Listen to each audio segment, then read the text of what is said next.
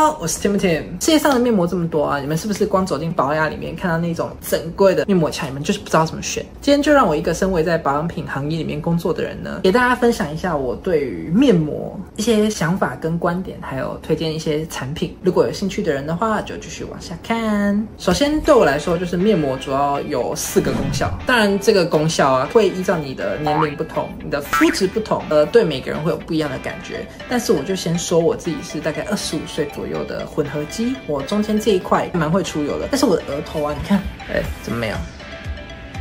看到了吗？看到了吗？看到了吗？就是我的额头啊，我只要一抬头，我的那个抬头纹啊，就是让人会有一种我已经30岁的那种既视感。所以我的额头这一块啊极干，所以我是一个蛮标准的混合肌。所以对我来说，我觉得面膜会分成4种功效。第一种的话就是我化妆前使用，第二种就是我日常保养的时候使用，第3种的话就是我认真保养的时候使用，最后一种的话就是一种清洁类的面膜。针对这4款类型的面膜啊，我以在这个业界工作以及我是生物背景的状况下，以学理的跟原料的角度，再去介绍一下这些面膜。我们就直接开始啦。首先呢，妆前使用的面膜诉求就是能让我的妆紧紧扒在我的皮肤上一整天，对吧？但是有一些面膜很长，就是当下敷完会有保湿感，但是可能半天过后，你的皮肤就可以很明显感受到那种开始干燥的感觉。然后开始干燥的感觉出现之后，你去照镜子，9成9那个干燥的表现出来的时候，你已经脱妆了。当然，我也有看到一些评论，就是说妆前敷面膜反而会让你底妆土石流的更严重。那为什么我妆前我还是要敷面膜呢？当然不是白敷的，对吧？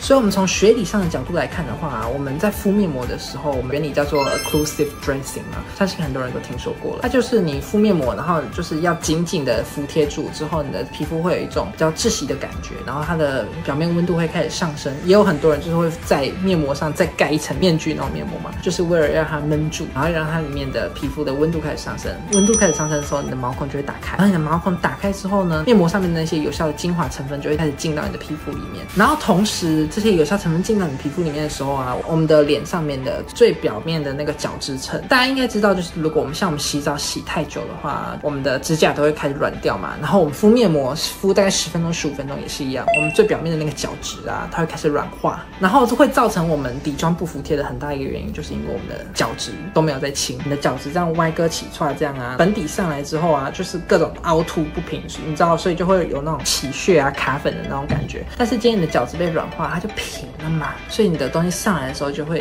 比较平整服帖的那种感觉。所以就是妆前面膜的话，就是它也可以帮助我软化我的角质，会让我妆感更服帖的那种感觉。然后今天要推荐的妆前面膜的话呢，就是这款雪佛兰的保湿大补贴。它这一款我大学的时候就认识它了，就是标准的小个短娃娃，它好像就是2盒很长特价才199之类的，反正就超级便宜。然后它里面呢，后面也有写很多它的什么还有什么氯体网状玻尿酸啊什么的一些保湿成分，很多来帮助你皮肤保水。但是我们这边呢，我先教大家一个 tip。通常是这样看，就是我们后面的这个成分的这一栏啊 ，ingredient 这一栏，添加量最高的东西我们会放在第一个，写到后面递减下去，添加量最少的就会在最后。所以大家你看面膜第一个通常它都是水，我们所有保养品里面的基底最大就是水，所以这毋庸置疑。然后后面才会开始写你的东西。然后像这一款的有效成分啊，就是像是 niacinamide 啊、点酰胺跟这个尿囊素啊，就是一些可以帮助我们皮肤保水的地方，它在第2行的这个地方确实是有添加一些保湿的成分，然后也是有加到足够的量。然后再来另外一个 tip 就是你可以看到这一款它是有加 fragrance 的，就是有加香精。然后通常加香精之后的成分都可以不用看了，因为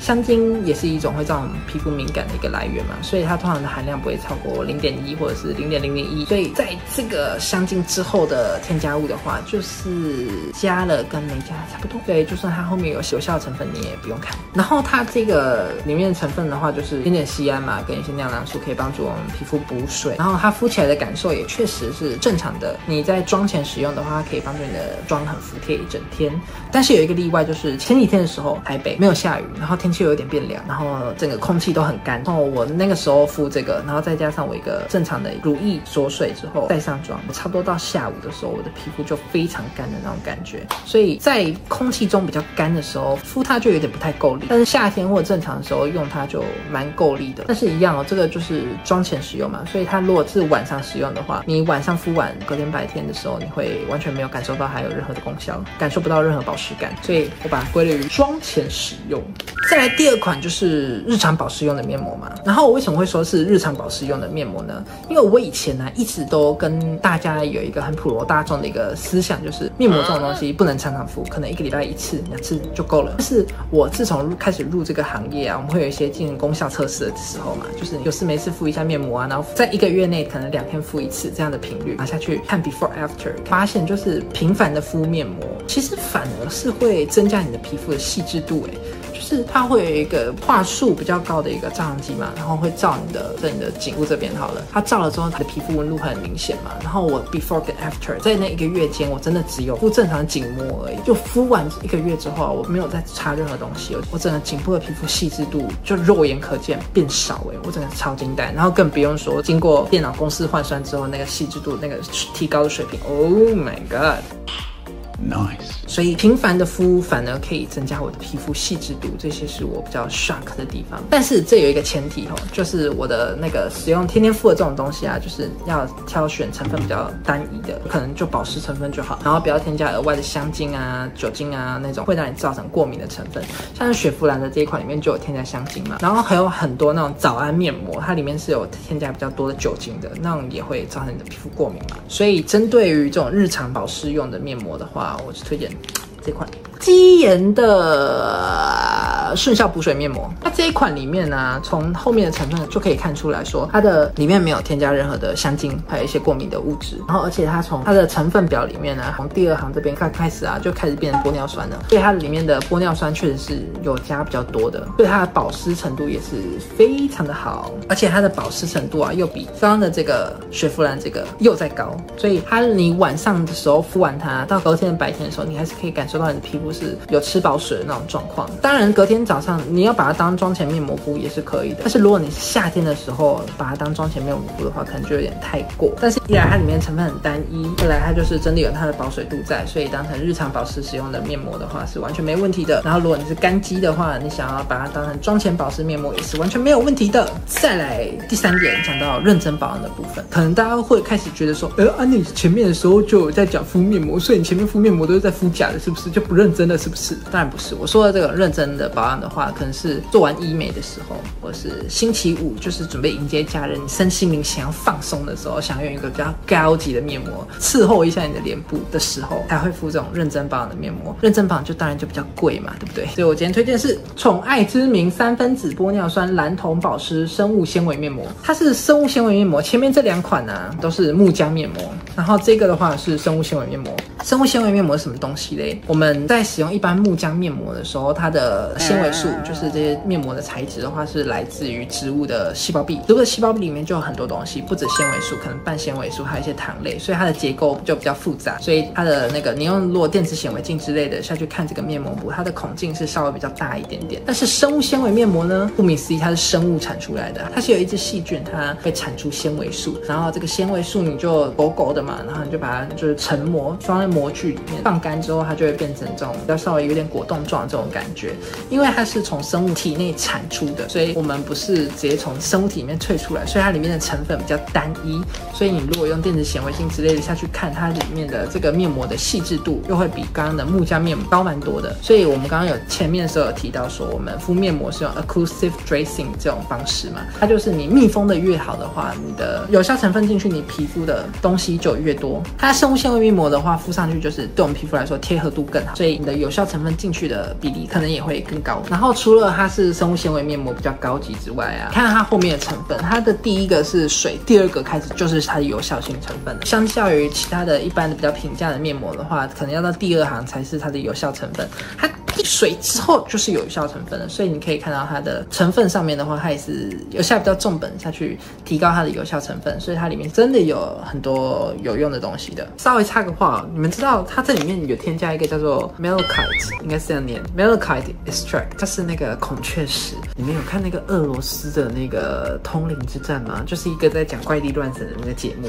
然后里面就是每一季通常都会有一个信奉萨满的人出现，然后孔雀石啊，在萨满教好像就是一个有幸运的石，有意义的石头这样子。所以感觉这个宠爱之名的面膜卖到俄罗斯的话，感觉可以主打什么那个萨满祝福的面膜，带来幸运的面膜之类的，天马行空啊。蛮有趣的。反正就是除了它里面的活性成分很高，以及它的生物纤维面膜可以更贴合我们的皮肤之外，还有一点就是我在想，我们去医院的时候啊，不是如果你受伤的话，我们不是一般都用纱布吗？可是如果你要再贵一点的话，你可以升级人工皮嘛。用人工皮的话比较不会留疤，我觉得就有一点像我们的一般的面膜，比上生物纤维面膜。一般的面膜就已经有点像纱布的那种感觉，但生物纤维面膜呢，它就再高级一点点，它的感受也跟人工皮比较像。它在我就是清洁完我的粉刺痘痘那些啊，会有泛红嘛，然后贴它呢，它治泛红的速度也是挺快的，所以我觉得生物纤维面膜在你的皮肤退红啊那些稳定上面，我觉得也是不错。它的价钱真的有高，你看一般的大小跟它的大小，我也不知道为什么，就是比较贵的面膜它都做比较大颗。然后最后一个就是清洁提亮类的面膜啦，我就在想，就是我们敷完面膜都当然就是希望我们的脸可以稍微容光焕发一点点嘛，但是我觉得你要单靠敷面膜就可以敷出那种亮白的感受是比较难。当然我们可以加一些什么珍珠粉之类的，让你的脸看起来好像有一层比较白的东西的感觉，但是那也都是暂时的嘛。所以我觉得如果要真的有立即的容光焕发提亮的感觉的话呢，就还是得敷清洁的面膜，像是泥膜类的。而泥膜类的呢，今天要推荐2款。第一款是切尔斯的亚马逊白泥，这款它已经烂大街了吧，评价很2极啦，就是说它有用的很有用，然后说它没用的人就很无感啊什么之类的。为什么我要推荐它呢？是因为我之前是把它列入无感派的，但是自从我有一次做了一件事情之后，我就发现它是有感受的。就是我在清洁我的鼻翼这边不是都会有粉刺嘛什么的，就我会拿那个粉刺棒那边敲它嘛，它就是粉刺就会被我挤出来嘛。然后我就有一次啊，在敲完粉刺之后，然后发现就是已经没有东西可以再被我弄出来之后，我就再敷了它。然后敷完之后大概过了20分钟吧，然后再把它洗掉，然后我再用那个粉刺棒挤，我就发现我还是可以挤得出东西耶。原本第一次的时候我已经就是用粉刺棒清到已经挤不出东西了，就敷完它洗掉再挤，又挤出的东西。所以我发现它这一罐对于就是补粉刺的，让你粉刺比较出来的那个功效挺好的。但是你要搭配粉刺棒，如果不搭配粉刺棒的话，你就单纯敷完它洗完它，你也没有什么太大的感觉。然后另外一个提亮的神器就是品木轩的天生丽质粉美肌面膜，它的这一个面膜也是烂掉牙的一个非常明星商品。它会成为明星商品，真的有时候真的不是没有理由的，就是很多时候啊，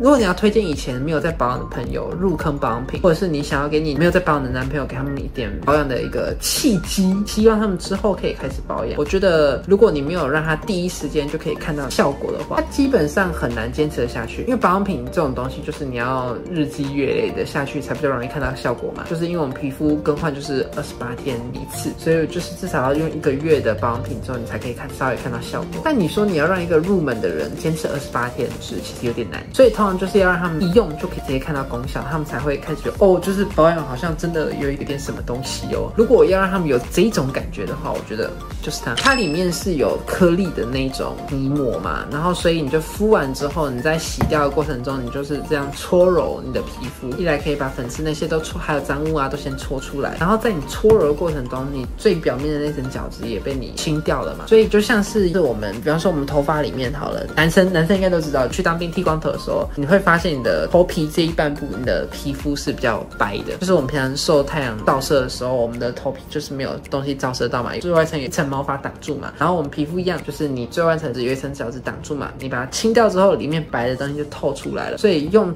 泥膜，它里面有颗粒，然后这样搓揉掉之后，你的那层白的东西就透出来，你的皮肤就整个容光焕发。我第一次使用到它的时候是大学的时候，然后给周围一些前没有在保养的男性友人使用，第一次让他们接触到这个，他们一样，一个都是佛光普照。但是如果像是我们这一种，就是已经经常在保养了，平常都会定期做酸类去角质的话，你再用这个的话，就不会有那么明显的感受。就像是用这个，我这边要补充一点刚刚的这个生物纤维面膜，因为生物纤维面膜的话，我觉得它有一个比较打架的地方是，因为生物纤维面膜本身它们比一般的木浆面膜还会吸水，所以如果你的皮肤角质比较多的情况下，我觉得它的保湿成分比较难进到你的皮肤里面，你比较难有感觉。我知道这很打架，生物纤维面膜照理来说比较服帖，有些成分照理来说比较容易进去。当然，如果你的角质比较厚的时候，它又不容易进去。我知道这很打架，但就是我实际的感觉，理论执照来说不会，但是我实际感觉是这样。所以就是如果你要敷这种生物纤维面膜之前呢，你先去角质，要用酸类去角质都可以，要用这种有颗粒的去角质也可以。但是我就是有一次发现，我敷完它的时候，我觉得隔天超无感的，变30-40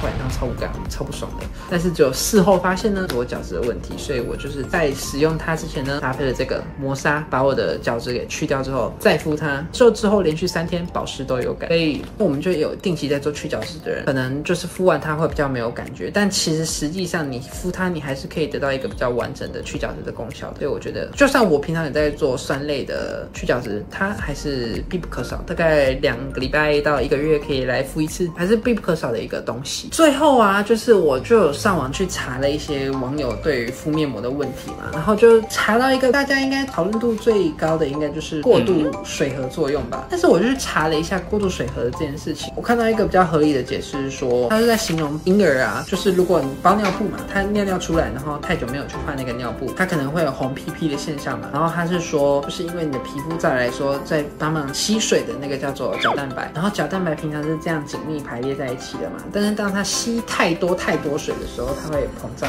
膨胀的时候中间就会有细缝嘛，然后中间这些细缝，你的那些过敏物质就容易跑进去，然后就容易造成你的皮肤红肿发炎、泛红、敏感肌这种感觉。但是你就说我敷面膜吧，我就先说，就是我们敷面膜，就是一般敷上去之后，大概前25分钟左右，你的面膜应该都还是可以吸水进去的。但超过15到25分钟之后，你的面膜纸可能就开始干掉，它反而还会反吸你脸上的水，所以就是要造成过度水合比较难。再来说第二点，假设真的是你敷上去很久，然后都还是无限的补水到你的脸上面好了。我目前还没有看过因为敷面膜敷太久，然后造成你的皮肤泛红、红肿、过敏的现象。敷上去，如果你有泛红、过敏，那应该在前5分钟就会有，因为你对可能它里面的成分过敏，你就会发现你就是红红的，然后会痛。那时候就你可能对这里面的成分过敏，你要赶快撕掉。但是你敷太久，敷到变红，我好像还没有看过。如果你有这个现象的话，你告诉我，我想知道为什么。所以关于就是敷面膜会导致过度水合反应的话，我觉得应该是还好啦。所以让我们最后来复盘一下，就是我25岁，混合肌 T 字这边出油，这边干燥，所追求的面膜总共有4种。第一种就是妆前面膜，推荐的是雪佛兰的这个保湿大补帖，就是它对于混合肌的人来说，妆前使用刚好；对于油性肌的人来说，敷这个应该也刚好，因为它保湿度就是中下。然后再来就是，如果你是要平常日常保养的话呢，这个对于混合肌的人来说，日常保养跟天气比较干的时候的妆前保养，干肌的妆前保养应该也可以用它。然后油肌的话就考虑一下。第3个就是认真的保养，认真的保养的时候就会选用这种生物纤维面膜类的，它可以比较敷贴你的脸，然后让东西比较好吸收进去。但是使用它之前呢，要先去角质，不然你可能反而会觉得很无感。然后再来就是泥状面膜，泥状面膜的话，一个是清粉刺的，一个是去角质的。清粉刺的话就是亚马逊的白泥，但是你用它的话，你要搭配粉刺棒，不然你也是无感。然后去角质的话呢，就是这个屏幕宣言的粉美肌。你也想要推坑你不会保养的朋友，要让入坑的话，第一罐入手的就是它，他会看到他的皮肤瞬间亮白、佛光普照，会让他觉得哦，保养好像真的还蛮神奇的，然后他就可能就会入坑，可能就会开始想用。第一罐保养品，请先入手它，入手它就没错了。那今天的影片就到这边啦，希望大家都有学到一点东西。